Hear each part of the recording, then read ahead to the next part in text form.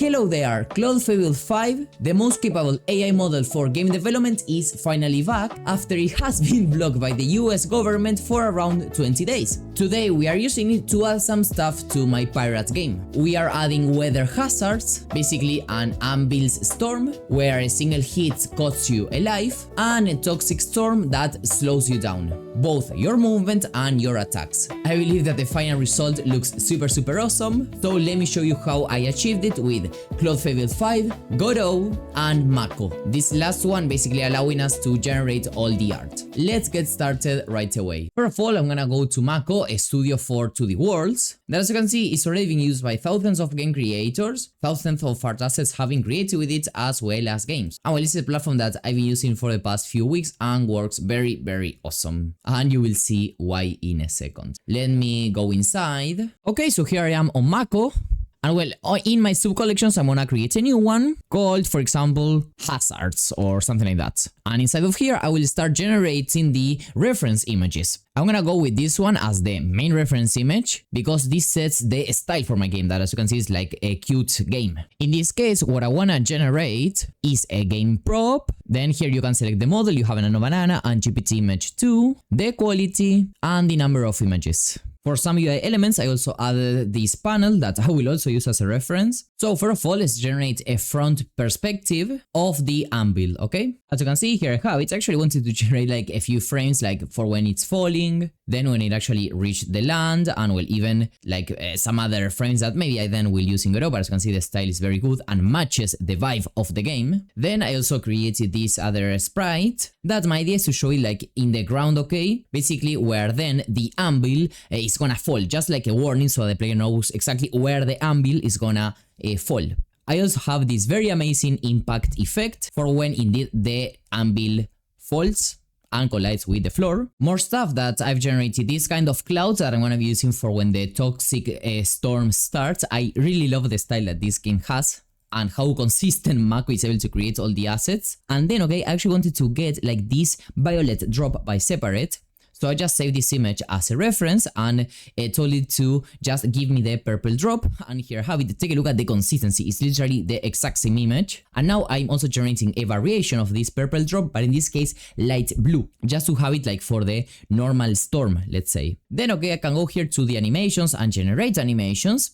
And for example, here I've imported the impact image, and I just told it to basically create this very amazing impact animation that, as you can see, is gonna be amazing. Then over here I can well, hit play and see the animation, and then I can click bake, call it, for example, no impact, and just bake the sprite sheet. Now over here I open up sprite sheets, click on download, and like this you will have your very clean sprite sheet. So I'll here have all my game assets, and I can download them all with export, and this basically gives me a folder with the different props and another one with the sprite sheets. In this case, I just have, well, this one. And now it is time to set up some stuff in Godot because, well, the AI is not gonna be assembling all these different sprites and all that. I'm actually gonna be the one like setting up the interfaces and setting up all these base systems, let's say. And then the AI is the one that will actually create all this functionality. So here comes the time lapse. This is basically my favorite part. So basically the first thing I do is import every single image inside Godot.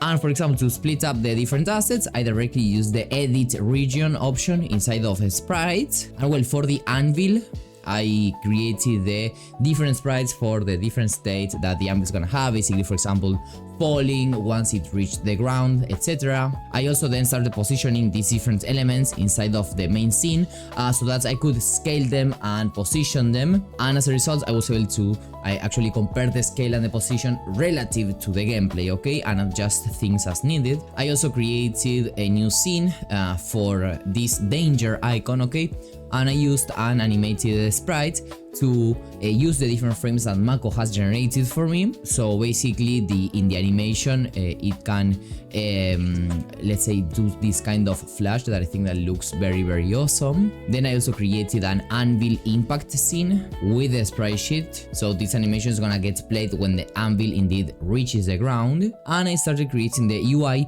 for when these different storms start. So remember, we're gonna be having a toxic storm that is gonna be like purple, okay? And what this toxic storm is gonna be doing is basically slowing down the player itself, the movement and the attack speed. It's gonna be basically like a slow motion, but just for the player itself. And also the storms are gonna have like this progress bar that will define like how much time left we have in the storm.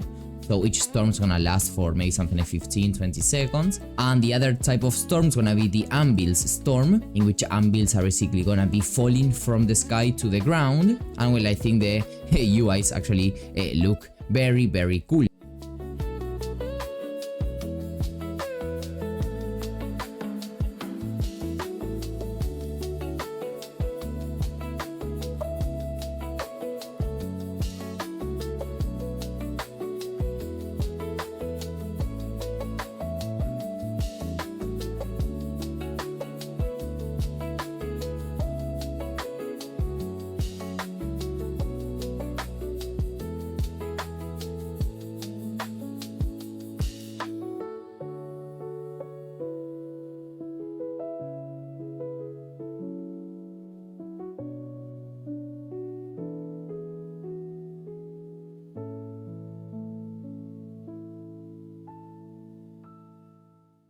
Okay, so let me show you a little bit the project. So I have this hazards window, okay, that basically, well, has the UIs for, well, both storms, the toxic storm and the anvil storm.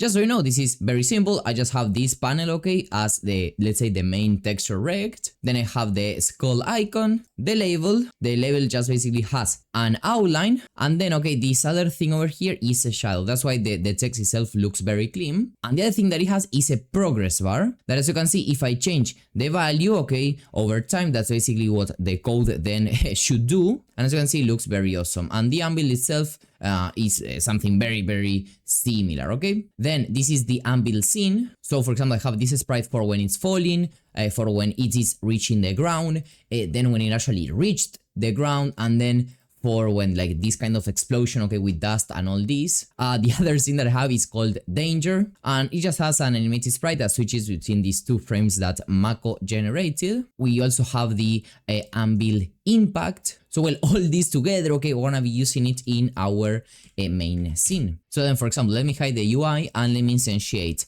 an anvil and a few of the other elements such as the anvil impact and the danger scene. So how this is gonna work is that, well, the anvil, okay, is gonna well, let's say fall from here to here, and before falling, okay, my idea is that this danger sprite, okay, gets spawned also here like in the ground. It starts playing, so something like this. Then the anvil actually falls, okay.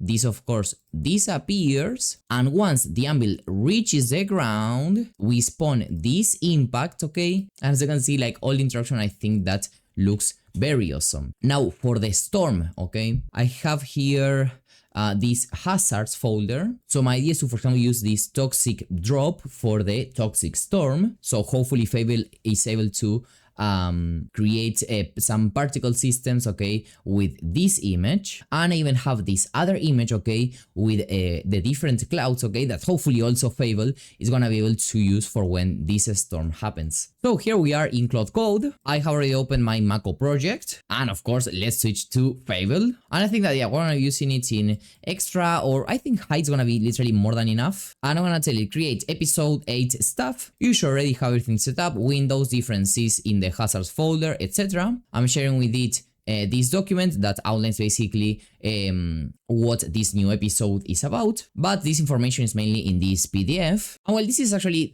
the prompt pack, okay, that has like the prompts or some of the prompts I used to create the assets, but this is like all the context about what I want to add to the game.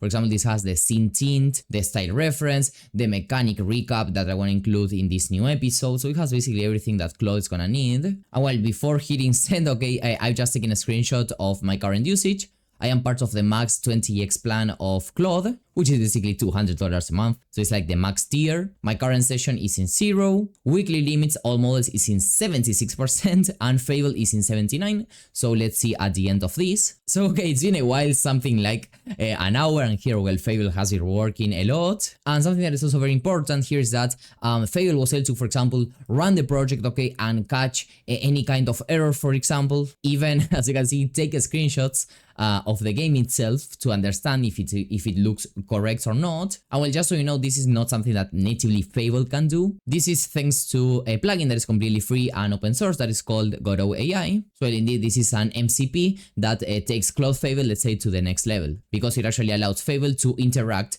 with the Godot editor. And we'll take a look at this. It starts to look awesome. Okay, so let's hit play right here and start the game. So as usual, we can move with the arrows, okay, attack with the click. So let's start killing some of these guys.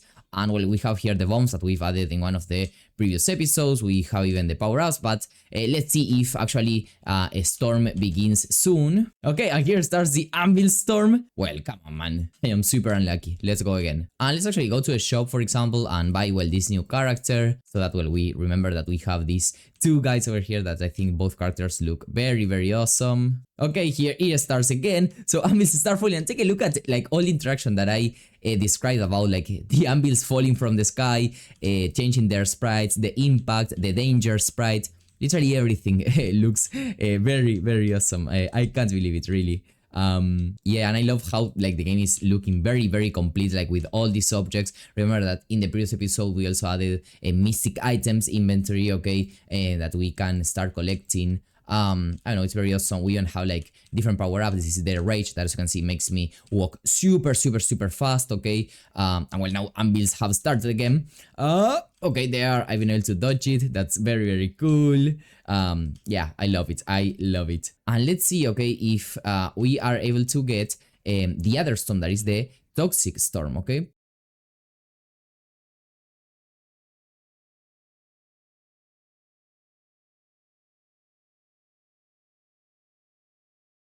Okay, and here it started. Take a look at the particles, like, or well, these drops, okay?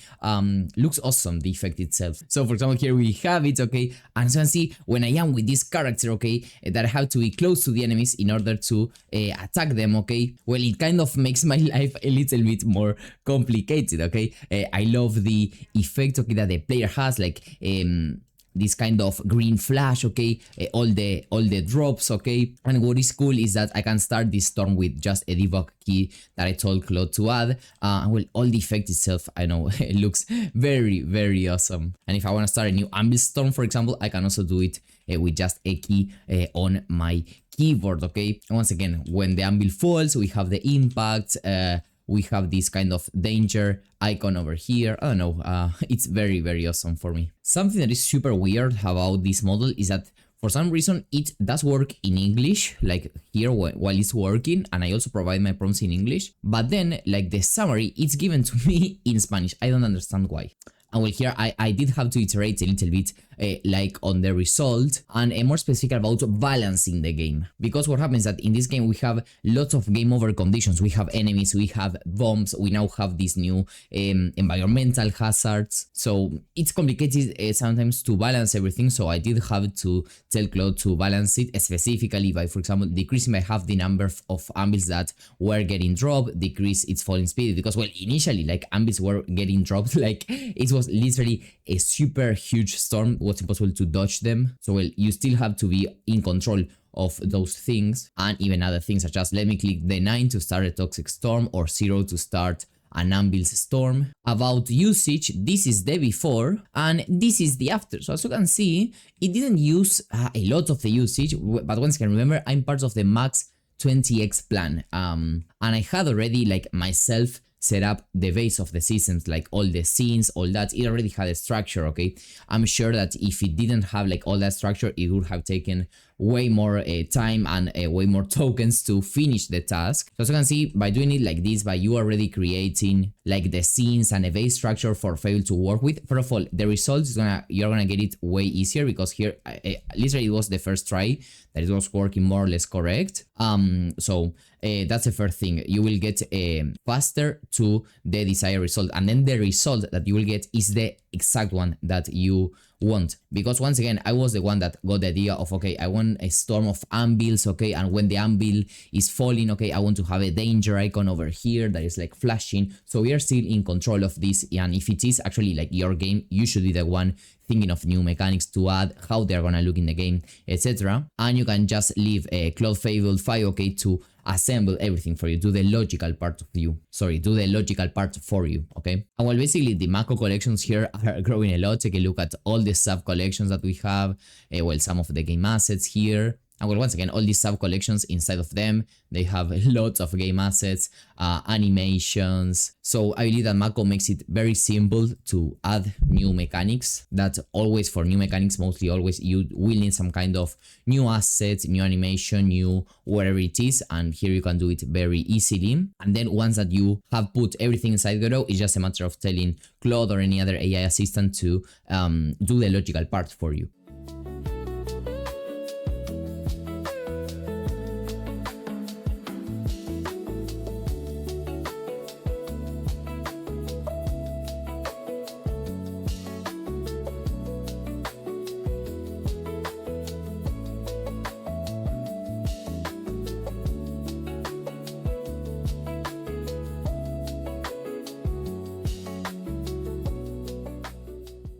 Okay, so this is all for today's video. As you can see, the game is looking very awesome, and what we have been able to add with Makko and Claude Fable 5 is just amazing. It is an amazing combo because you can generate all the visual assets and the visual parts inside Makko, then you download everything, put it inside Godot, set up the basic scenes, basically the basic systems, and then you let Claude Fable build all the rest. So start using Makko with the link in the description down below. That will also give you a unique discount for you. See you in the next one, and bye bye.